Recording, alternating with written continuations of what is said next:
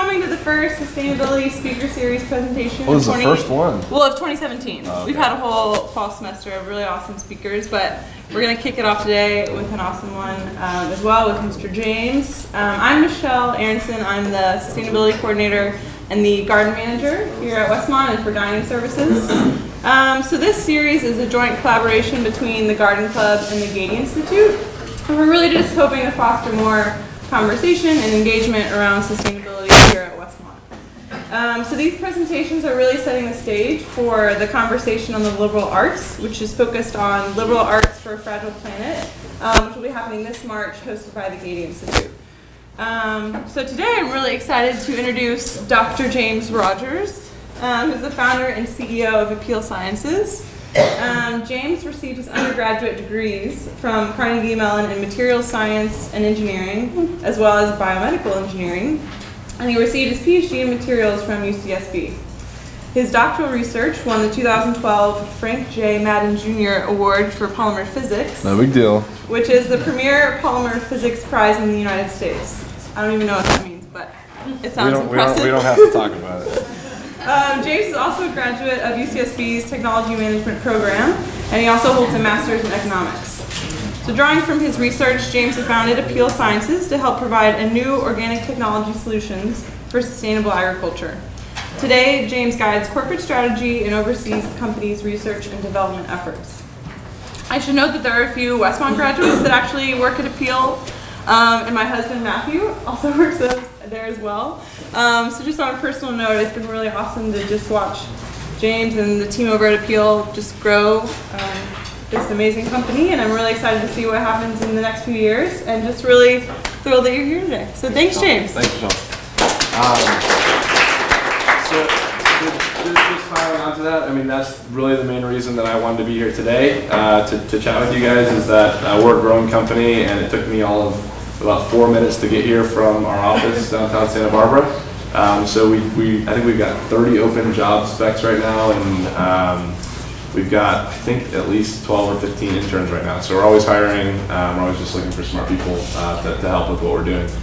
So I'll just take a couple 40 minutes today or shorter to talk about what we're doing at Apeel, and how specifically how the work that we're doing we believe can help transform some regions of sub-Saharan Africa. And I'll focus on that, and hopefully please interrupt me with any questions while I'm talking. This would be fun if it was more conversational than me just talking at you like the rest of your professors. So Apeel Sciences, we're based downtown Santa Barbara. We're a team of about 64 people, I think, as of a couple days ago. Of those 64 people, about 50 of those people are scientists, and of those 50, about 15 are Ph.D. scientists in different disciplines, everything from mechanical engineering, chemical engineering, chemistry, biochemistry, material science, across the board, and electrical engineering. So it's really taken a large number of different people from a diverse set of backgrounds in order to do what it is we're doing, and I'll explain exactly what it is that we're doing. And so we're, anyways, a couple of those are actually currently from Westmont, 2 out of our 60, so not a high enough percentage given that you guys are a great university right down the street from us. So I'll start today kind of by talking about one of the challenges. And when I think about the things on this planet that really move the needle in terms of our overall resource usage, one of the main resource use drivers on our planet is agriculture. And if you look at what goes into the production of food, about 80% of our fresh water is actually used to irrigate crops across this planet. About 30% of our overall greenhouse gas emissions are a result of agriculture, and about 25% of our overall energy use it goes into growing the food that we are. And the alarming thing about that is that of all the produce that we're growing, all the stuff that we're using to feed ourselves, only about a third to a half of that produce that we're growing is ultimately ending up in a landfill. So if you kind of back calculate and you look at all of the natural resources that went into producing that food, to then throw out a third to a half of what we're growing, we as a company think of this as an incredibly wasteful process. And so when we think about how we can improve sustainability on this planet, we're mostly focused on how we can improve the usage, improve the efficiency of natural resource usage relative to where we are now. And we as a company believe that one of the fastest and best ways to do that is to reduce the amount of produce that ultimately ends up in a landfill and is not consumed. And so this problem is huge in the United States in particular. So again, the estimates in the US are that between a third to a half of what we're growing is ending up in a landfill, which is alarming. But then if you take a look at what's happening in developing nations, I'm going to pick mostly on sub-Saharan Africa because that's where we do most of our work. The loss numbers are actually staggeringly higher than 50%, if you can believe that. And so, loss estimates in particular types of produce in certain sub-Saharan African countries can be, 90 to 100% losses, 80 to 100%. If you think about that for a second, that's really kind of a problem. And the problem is that actually across this planet, I think a lot of people have the perception that it's difficult to grow produce. At least my perception going in was that, Africa is a desert and you can't grow food there. And that's a really, now, having gone and experienced this, that was a really naive perspective that I held. And, actually if you go visit some of these countries where, where people have, extreme kind of lack of access to food, it's not that those countries are having a problem growing the produce, it's that they're having a problem storing the produce after it's harvested.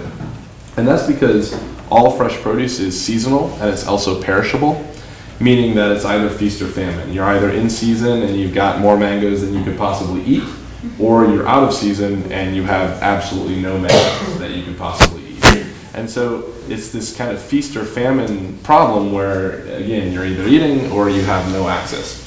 And there's a way that we deal with that in the US and in other countries. And what we do is during the feast time, we sell our surplus into a market. We turn that food into money that is non-perishable, and then we convert that non-perishable asset back into food when we're not in season for the types of produce that we're growing. The challenge is that in many regions of the world, there is no way to convert that perishable asset into a non-perishable asset. So and what I'm basically saying is there's no way to turn my mangoes, if I'm in a remote region of Kenya, into money so that I can later turn that back into food. Because there's no buyer. There's no buyer for my mangoes. And the reason that there's no buyer is because that produce is perishable. So it's very challenging for me as a small farmer in a remote region of a developing nation to actually get my mango from my farm to a market where it's actually going to value that produce. And the chief markets you can kind of think of are export markets, right? So for example, much of the produce that is sold in Europe and in the Middle East is grown in sub-Saharan Africa. And so in order to be able to access those markets, you need to be a grower that's located in a geography which is close enough to an export port that you're able to sell to an exporter to be able to move that produce out of the country. You can also think about higher value markets being things like a local grocery store or some of the urban markets. But though if you're a farmer, you only have access to those markets if you're within a geography that has the ability to get your produce from your small farm into one of those places where you can actually earn more money for that produce. And what I'll tell you today is that the reason, or one of the reasons, that we are able to be lucky enough, right? I still think it's terrible that we're throwing away a third to a half of what we're growing, but basically the technology that we've relied upon to get our losses from the 80 to 90% that's happening in the developing world down to this 50 to 30% is entirely reliant on refrigeration. And that is effectively how we manage our produce supply within developed countries. And I'll kind of talk through how this is established.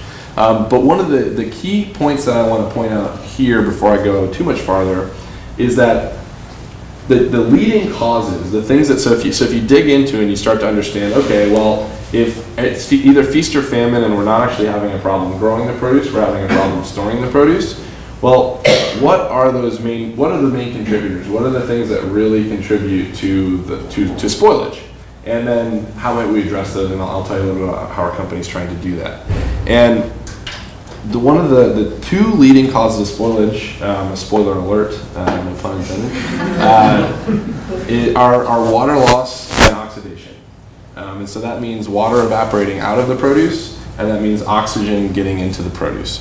And so produce is much like, just like a human being. When we're dehydrated, well, you guys are probably not old enough, but if you wake up dehydrated, your body is in not such a great state. Same way with produce when it gets dehydrated.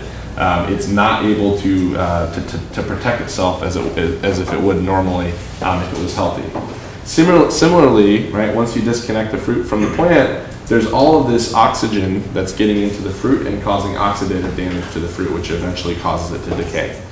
So what are the things that accelerate this problem is temperature. So I don't know if anyone's ever left their strawberries in their hot car and gone back to get them, but that will ruin them faster than anything. And so the work that we're doing basically in the developing world, specifically in sub-Saharan Africa, is to go, well, it's very expensive to develop this cold chain in these countries. And so perhaps there's a way using our technology, using a technology I'll talk about here in a second, to move away from the need to do refrigeration across the entire value chain. And we call this project basically our Ambient Africa project. Because we as a company don't believe that Africa needs to develop the full cold chain infrastructure in order to get reasonable produce shelf life using our product. So I want to kind of just show an example. This is a mango on day 1, and this is the same exact mango on day 14.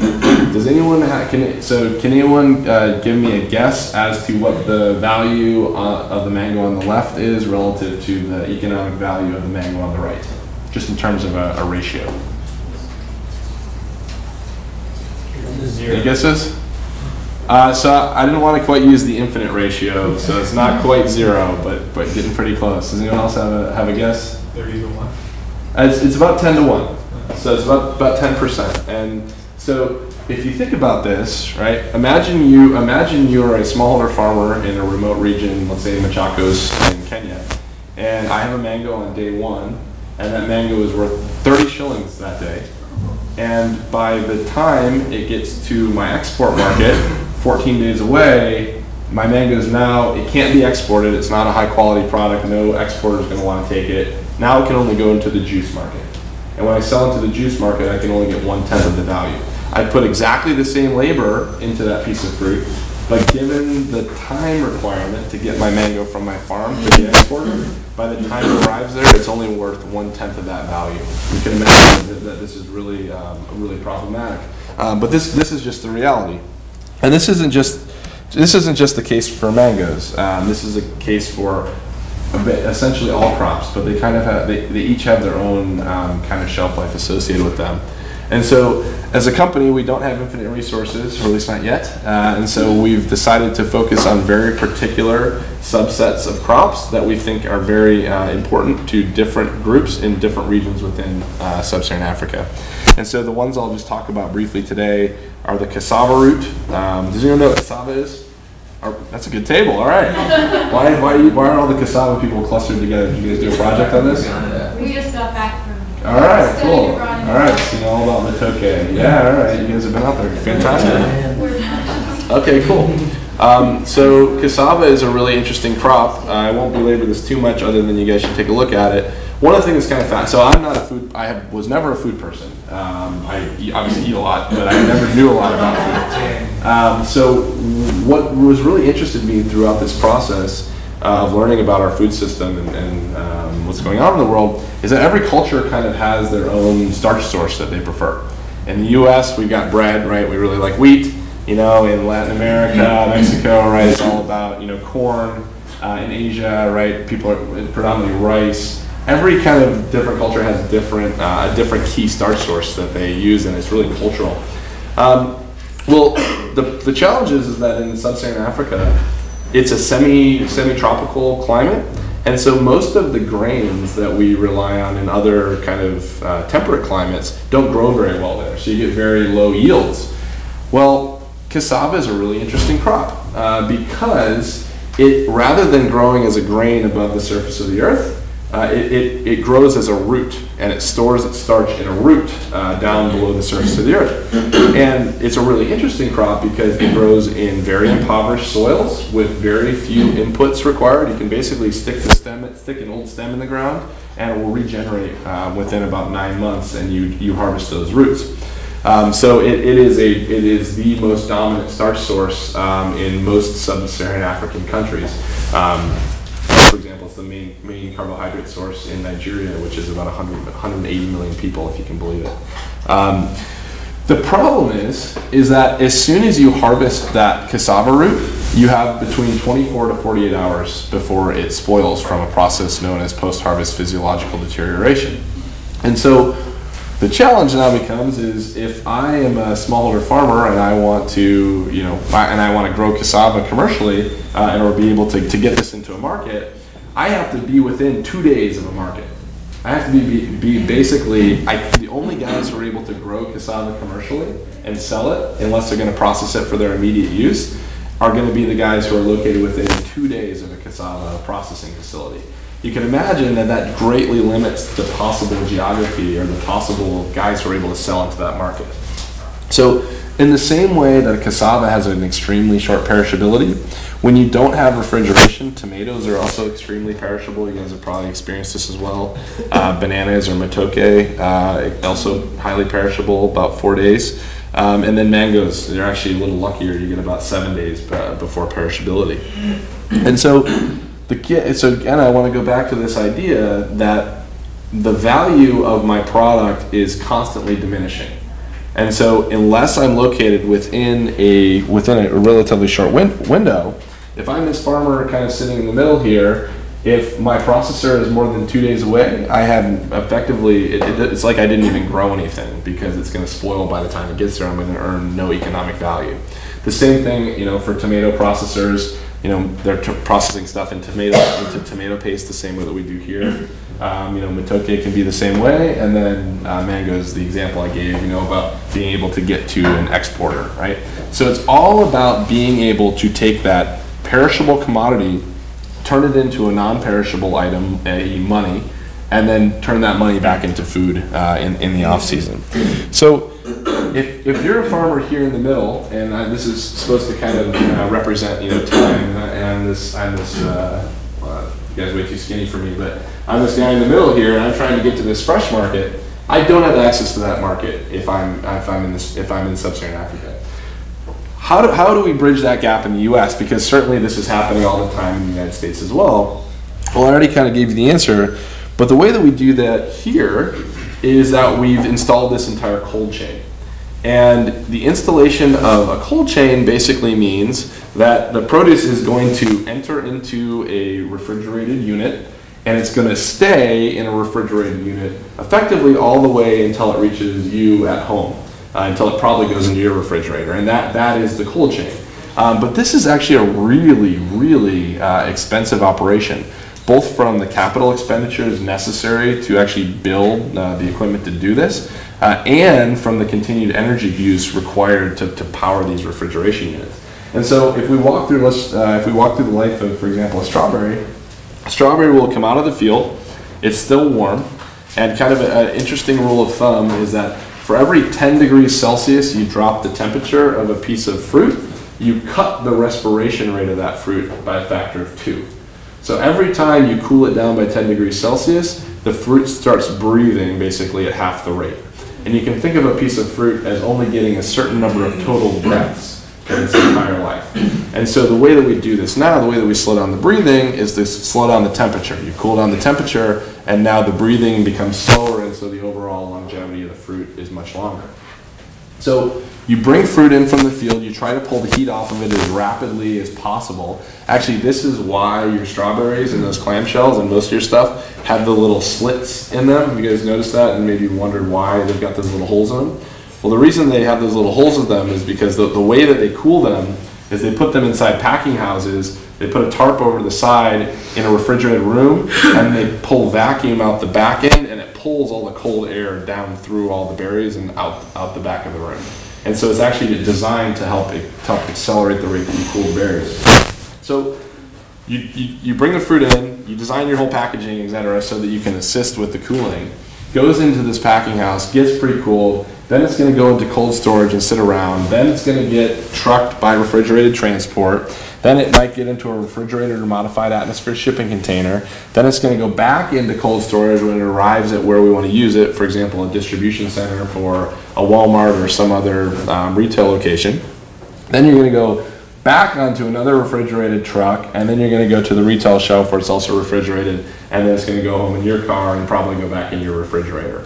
So if you think about everything that had to go into that, you needed a government to provide you with roads, you needed a utility company to provide you with all of the electricity necessary, and you needed someone to actually install the equipment necessary to operate this cold chain. If you think about, if you think doing that in the United States is hard, imagine doing that in a country which has had a leader who's maybe been a Democratic leader for less than 10 years. There's not a lot of interest in installing that infrastructural base in some of these countries. So, and the whole time, if we flip back to looking at, if you just kind of think about how much energy has to go into this, if you look at the average ambient temperature of sub-Saharan Africa being 28 degrees Celsius. Well, this entire cold chain needs to happen at 3 degrees Celsius. So imagine you need to be able to cool produce from an ambient of 28 degrees all the way down to 3 degrees Celsius in order to get these benefits. It's a really challenging problem. And so what our company tries to do is to skip this whole thing. Our belief is that one way to slow down the rate that produce is aging is to cool it down and to maintain that low temperature throughout the entire value chain. But we think there's a more direct way that you can actually skip the installation and management of this entire cold chain and create a direct market linkage from that small farmer directly to that end market and skip this whole chain. And so the punchline is that our company has created an organic edible barrier that we apply to the outside of fresh produce. And by creating an imperceptibly thin barrier of edible plant material on the outside of the produce, we slow down the rate that water evaporates out of the produce, and we slow down the rate that oxygen gets in. And so by doing this, the same way that by cooling a piece of produce by 10 degrees Celsius, you cut the rate that it breathes in half, by creating a thin barrier around the outside of the produce that slows down the availability of oxygen getting in, we can kinetically slow down the rate that the fruit is able to breathe without necessarily installing the entire cold chain infrastructure. So we have a bunch of people who do this. I already talked about who these people actually are. But it's an incredibly detailed and rigorous design that we have to employ to do this. And I'm hoping that some of your guys' pictures will be in one of these future presentations that I give. But basically, what our product does is, again, through the creation of this imperceptible barrier, we're able to, A, keep moisture inside the produce, right? I talked about this a bit in the beginning, and that by keeping the moisture inside the produce is able to naturally stay healthier. And the second aspect is that by creating this barrier against oxygen, we're able to slow down the rate that these reactive oxygen species get in and retard, basically accelerate the rate of produce degradation. And this works on a wide array of different kinds of produce. We've done this on over 24 different kinds of produce.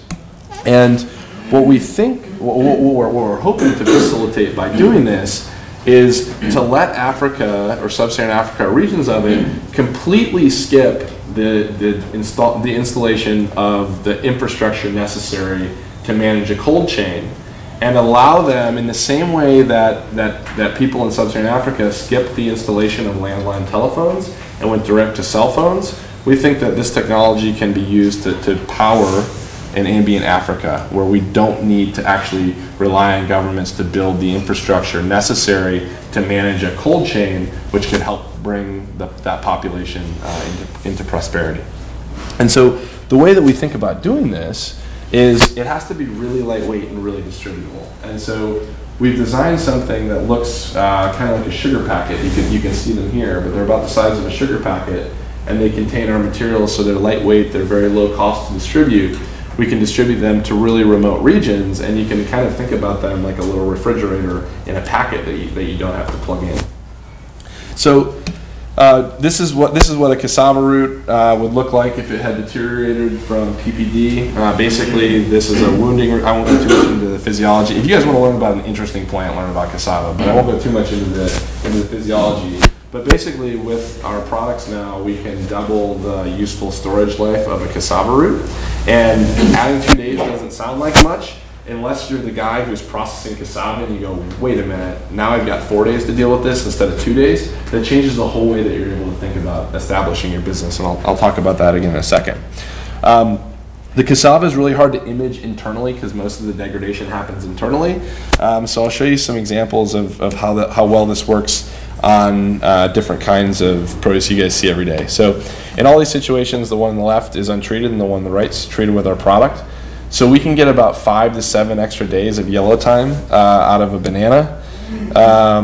These are Hass avocados. Oh, let me go back. These are Hass avocados. This is the one that you guys see on your retail shelves all the time. We get about 2.5 to 3 times the useful shelf life out of an avocado. Yeah.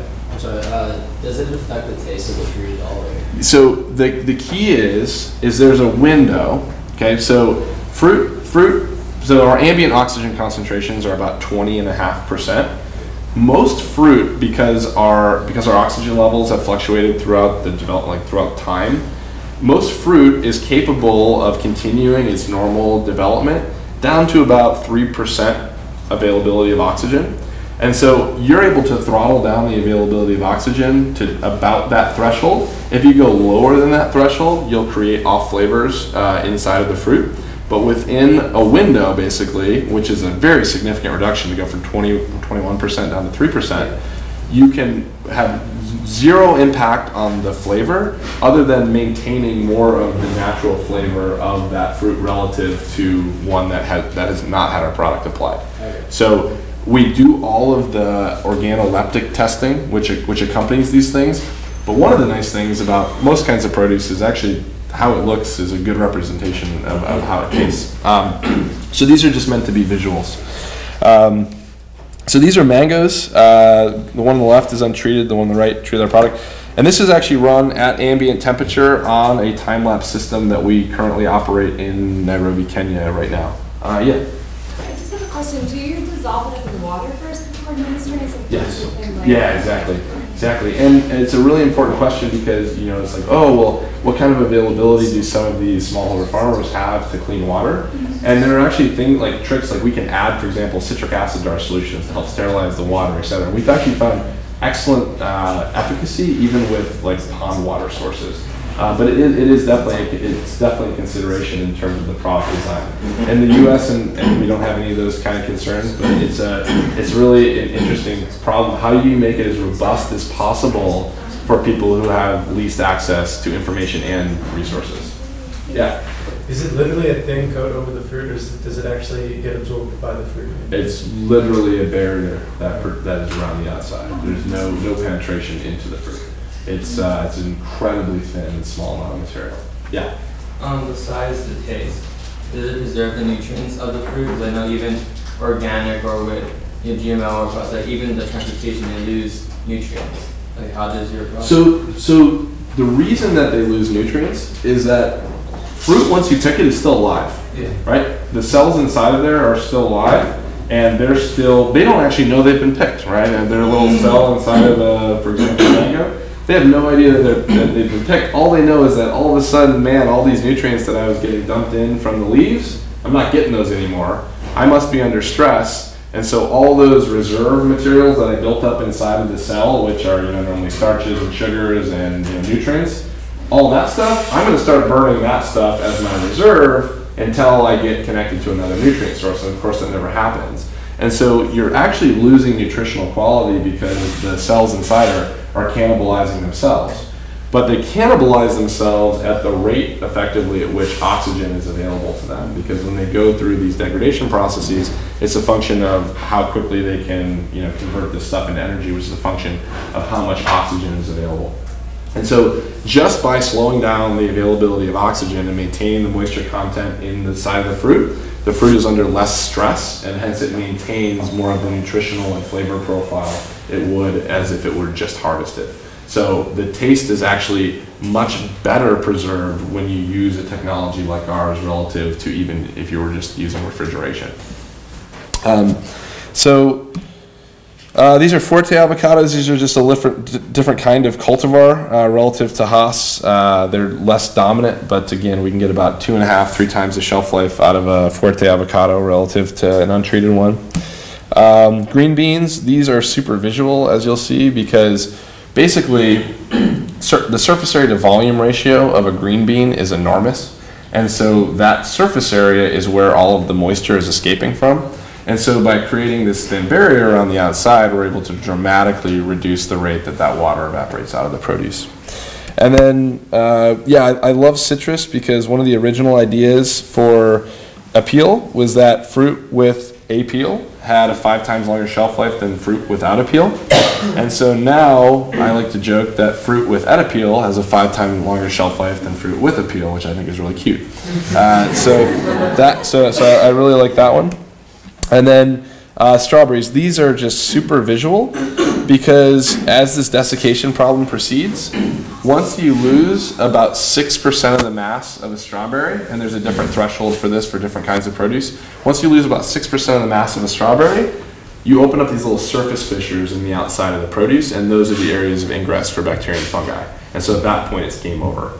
And so we find that just by maintaining the moisture content inside the produce, as best we can, we impart natural resistance to the biotic stressors without applying a fungicide that most people would apply. Yeah? So for produce like strawberries where you're not peeling off the peel, can you eat it or is there... It's completely edible. So I skipped the part about how we make these materials.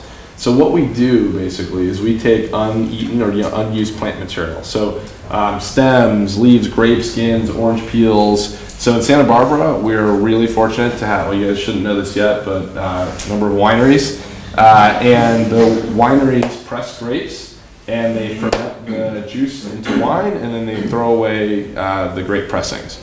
So that is an excellent feedstock for us. So we take that stuff, we blend it up, and then from those blends, we extract very particular subsets of food molecules. So we purify them basically. We pull out very particular subsets of food. We put those into different bins, and then our product team takes molecules from those different bins and they recombine them in very particular ratios and concentrations such that we're able to create a powder that you can distribute that's lightweight in these little sugar packets. It will get it to where we want to. We rip them open, we reconstitute them in liquid form, and then we dip the produce directly into that solution and we allow it to dry. And when it dries, it leaves behind this imperceptibly thin barrier of plant material on the outside of the produce. And it's that drying process and it's the selection of those specific molecules which allow us to generate these types of properties. And so we often get asked, oh, what's your active component? Because people will look at the label of their Tapatio and see, oh, sodium benzoate's in here. That doesn't sound awesome. And so we get asked what the active is, and actually we don't have an active ingredient. What we have are a combination of inert structural components that we've selected from inside the produce, and we've combined them in a, hopefully other people will perceive as a clever way, such that when they dry into structures And those structures, those molecular structures, form a barrier which makes it very difficult for water to get out and makes it difficult for oxygen to get in. So it's not a molecular effect, it's a microstructural effect. But it's by selecting those molecule combinations judiciously, we're able to create structures that when they dry, we get these really cool properties. So what can you do with this? And I like to make kind of the geometrical argument. And that is, if you think about what kind of market, if I'm a grower and I'm located let's just say I'm a cassava guy and I'm located in the corner here. Well, currently what I'm able to do is I'm able to get my cassava to anyone who's within kind of this region, anyone who's within basically 2 days travel. And you can think about this for any kind of produce, right? Because you know where it was grown, you know what the shelf life is of that piece of produce, and you know how fast a truck can move. And so you know kind of what the radius is of where you're going to be able to get that produce. Well, if I can double the shelf life of that piece of produce, now my potential distance goes by a factor of 2. And if you think about the fact that the potential markets I could access are actually symmetric, so like a circle, the volume of accessible markets actually grows as the square of the time that you're able to impart on that piece of produce. And so you get exponential market access increases with any sort of improved longevity of that piece of produce. And so when we think about this, we like to think about the fact that every time we're able to add another day, you dramatically widen the potential opportunities for a smaller farmer to be able to get their produce from where it's not worth anything to where it's worth something, and hopefully it's worth a lot. So, and the key is, again, this is without doing the installed base of refrigeration. So when we look at this and we think about the cost of installing infrastructure, and if you just look at the cost of on the refrigeration unit just installed in one location, one of these packets is less than 1% of the overall cost of just having one of those refrigerators. So it's 1/100th of the potential cost that you would need to actually install these things, not to mention the maintenance and all the other stuff that goes into it. So this is how we look at the world, and this is how we're hoping to improve the livelihood of smaller farmers, cassava and other crops, is that we look at this and go, okay, I'm the guy located right in the middle here. I'm only able to access this region. Well, if I'm able to add 2.5 days to shelf life of my produce, my world becomes a lot bigger. And if you compare, kind of the coverage of Nigeria, this is Nigeria, I should have pointed that out, and look at the potential of farmers in different regions to have market access, the difference between the dark brown squares and light brown squares is what our technology is designed to address and try to expand that market access for a much larger number of people. And so we've targeted, we've rolled this out in two countries. One is in Nigeria and one is in Kenya. And we work specifically with the cassava root in Nigeria and work specifically with mangoes in Kenya. Both these different types of produce have different challenges, but there's also different opportunities associated with each of them. And we roll this out basically on a pilot basis where we start with a limited number of pilot facilities, and then we start introducing it into different regions until eventually we believe we'll cover the entire country from a distribution perspective. So that's where we're getting started. We've also demonstrated that the product works very well on tomatoes. Tomatoes are one of those types of, I think it's technically a vegetable, but one of those vegetables where if you do cool it down too much, you lose the flavor profile of the produce. And so they don't have any problem with that in Nigeria because they're not cooling it down. But they do have a problem with the perishability. And so we'll also be working with tomatoes in Nigeria as well as bananas and matoke in Kenya and Uganda going forward. So anyway, so if I just kind of pull all this stuff together, the way that we're trying to catalyze sustainable growth within sub-Saharan Africa is to create these widely distributable, low-cost packets that can act as a replacement to infrastructure in order to facilitate market access of people who traditionally do not have market access, so that they can turn that perishable commodity into the non-perishable money and then turn it back into food when they have that opportunity.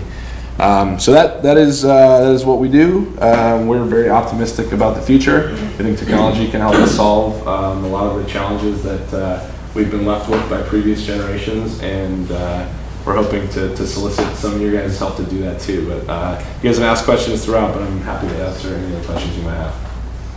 Yeah. Do you sell within America as well? We do, actually. So it's interesting because the challenge that a smallholder farmer faces in sub-Saharan Africa is very similar to the challenge a organic grower faces within the United States, and that is, if I'm an organic grower, I'm probably growing a crop which is not the main commercial variety of crop, because those commercial varieties have been designed to work with specific herbicides and specific pesticides, etc. So I'm growing a non-standard variety, and when I grow a non-standard variety, the challenge that I have is that I generally lose the transportability of that produce. So if I'm not growing what's it called, long shelf life tomato, then I'm growing a different cultivar and it has a short shelf life.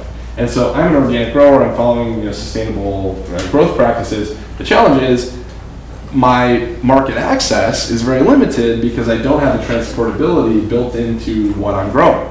And so what we like to do is work with small organic growers who have a really interesting commodity, who currently are only able to sell at a farmer's market or maybe a local Whole Foods, and give them the organic version of our product so they're able to apply it to their harvest and get wider distribution and make that actually an economically viable business for those growers.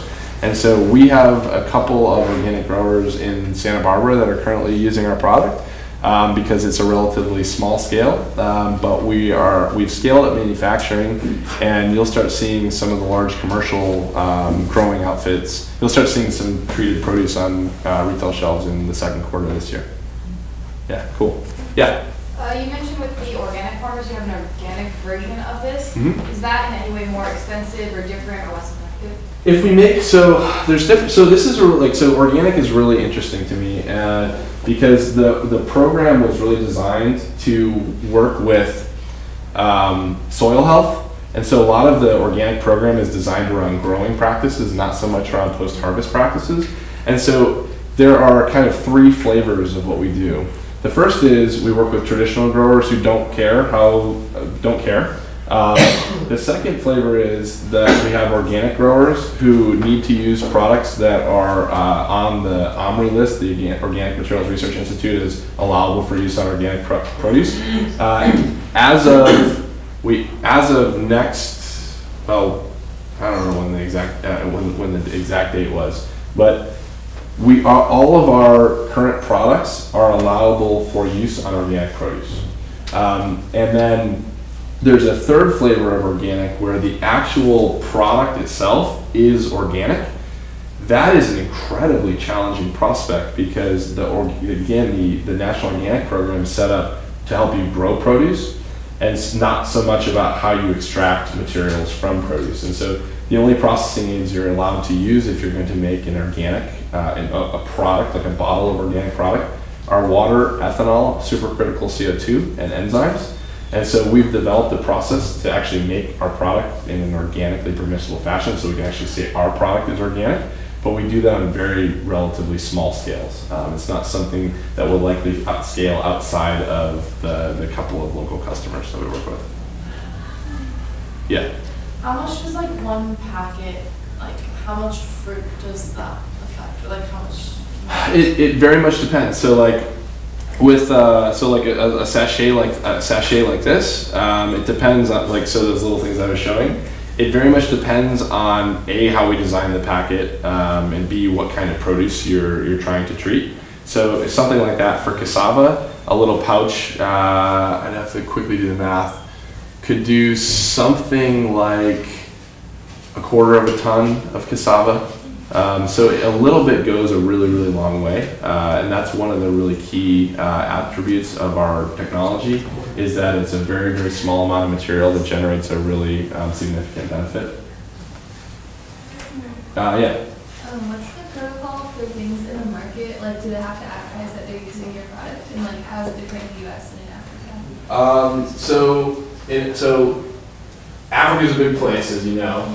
So every country in Africa has different kind of regulations. Some of them follow like a standard codex, but because our materials are plant materials, and we are applying them as the closest kind of regulatory thing we fall into is as a surface finishing agent. You don't need to make any announcements to end consumers about what it is you're using. And then in regions, most of the regions in sub-Saharan Africa we work in, that's kind of an afterthought for most of the buyers. Yeah. So in that sense, how do you, in the sense of Kenya and Nigeria, how do you sell your product? Do you go to NGOs? Do you actually go to local markets, talk to farmers? Yeah, so all of the product design and implementation is done by working directly with local farmers and partners that we've got on the ground there. And that's kind of an iterative process that you go through. And how are people going to use this? How do you design the training programs? The training of trainers aspect is just as important as the distribution of the product itself. The way that we do it, so the supply chain thing is a big problem. And if you think about, trying to introduce a product in, for example, I keep going back to sub-Saharan Africa because this is where I'm most familiar. If you try to introduce a product into these markets, you've got a problem where the potential buyer is highly disaggregated and very challenging to reach for the same reason that it's hard for them to get produce into the processing facilities originally. And so the strategy that we've employed is to work as much as possible through the private sector, because if you remember for a second, I'm talking about what we're doing is trying to create market linkages to people who are able to pay people for their production.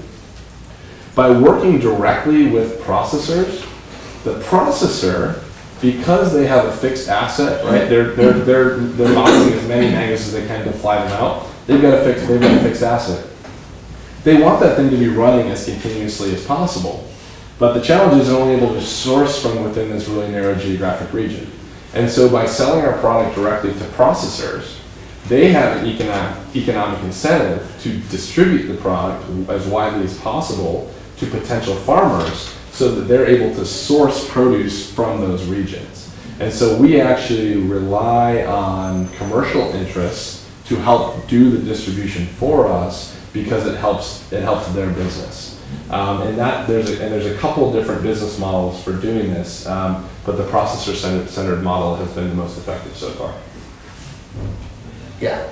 So this is obviously intended for the places that don't have the, I think you call it the cooling chain. Cold chain. But does it work if you put it on a fruit and then stick it in a refrigerator? Does it exponentially? Yeah, they augment each other. So the way to think about it is that with our materials, you can slow down the availability of oxygen, which will increase the shelf life of the produce. And if you couple that with the slowing down of the respiration with temperature, you can get even further enhancements. So the guys that we work with in the United States use a combination of our materials and refrigeration in some situations. But some of our customers are exploring the ability to ship their produce not under cold storage, and that's what gets us really excited. So you intended obviously for this to be mostly in Africa, but do you see this becoming very popular in the United States as well? You tell me. So we can keep our food longer, we might as well. Yeah, we sure hope so. I mean, my whole hope for what we're doing here is that right now, if you look at how food production is happening nationally and even internationally, we have very few genetic varieties of produce that are commercial on this planet. And that lack of genetic variety, if you actually look at the history of kind of the extinction of species, one of the best predictors of the extinction of species is how diverse their genetic makeup is. And we're starting to kind of winnow down the available genetic varieties that are out there.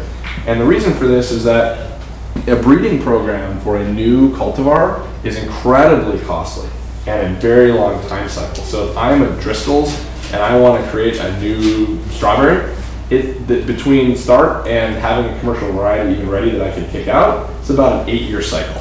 And it's very, very expensive to do that. So if I breed that strawberry in Watsonville, that's going to be the same strawberry that's going to Santa Barbara, that's going to Mexico, that's going to Chile, that's going to Peru, that's going to Africa, and it hasn't been bred or optimized for those growing conditions.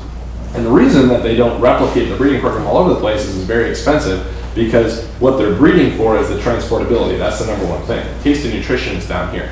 And so what we hope to do, our vision of the future, is that by providing growers with a technology that can allow them to alleviate their transportability constraint, will encourage smaller growers to release their own genetic varieties of produce that taste better or more adept at growing in a particular geography, so that we can increase the genetic diversity of produce on the market. I mean, what we'd like nothing more than you guys as consumers to go into the grocery store and go, do I want the Santa Maria strawberry, or the Santa Barbara strawberry, or the Ventura strawberry? And that's long term where we're really trying to go in commercial markets in the United States.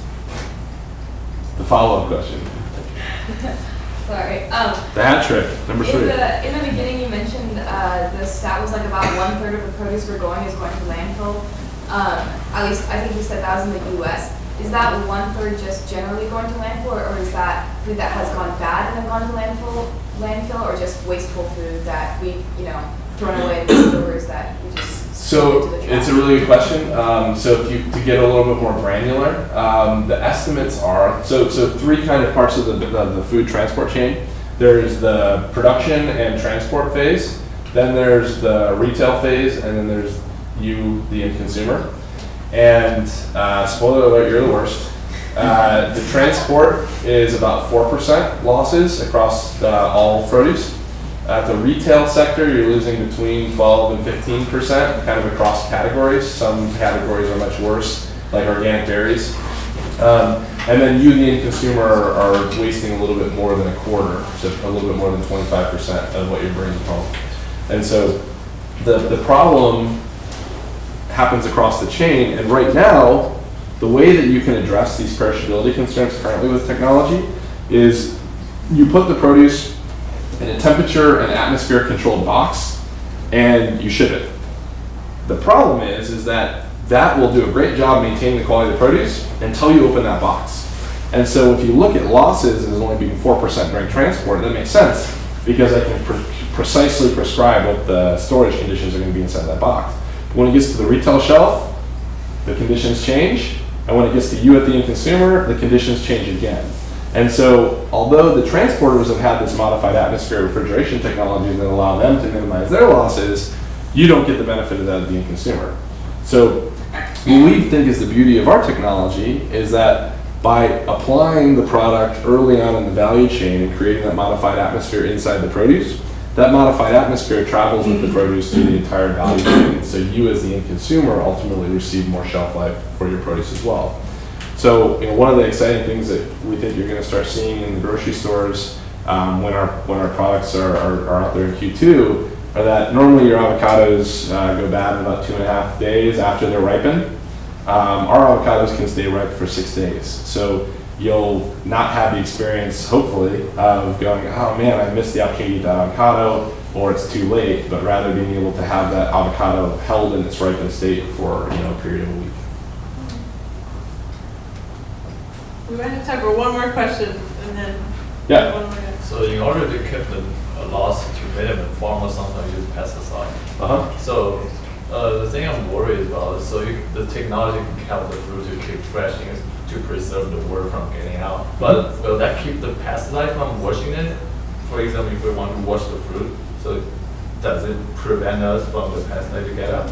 Yeah, so the first comment there is that most pesticide usage currently is systemic, meaning it's inside of the plant itself, so you're not washing it off anyways when you wash it. But the topical types of pesticides, they're typically like sulfur ash and these kind of things. When we apply our product, we spray first to wash whatever's residually there, and then we apply our product. So there's an application process that goes into this. So that means the pesticide won't go away even if we wash it? No. So, okay. So the most predominantly used class of pesticides are called neonicotinoids, and those are systemic pesticides. So they're held inside of the produce. So if if we eat the fruit made with pesticide, we die anyway. Yes. Thank you. That's a great way to Strong ending. I should mention that our next guest is actually Jay Ruskey. Oh, you sweet. Want to say like a quick word about Jay? Well, okay. Jay's awesome. He is the owner of Goodland Organics. He was one of our earliest supporters, and we jointly developed one of our first products for him and his fingerling crop. So when you have him in here, you're going to learn a lot about sustainable agriculture, and I implore you to ask him how he grows his passion fruit, because I think it's pretty interesting. So make sure you ask him that question. And he's also growing coffee, which he's going to talk about. I'm sure he'll tell you all about the coffee thing. Thank you so much, cool. James. Thanks.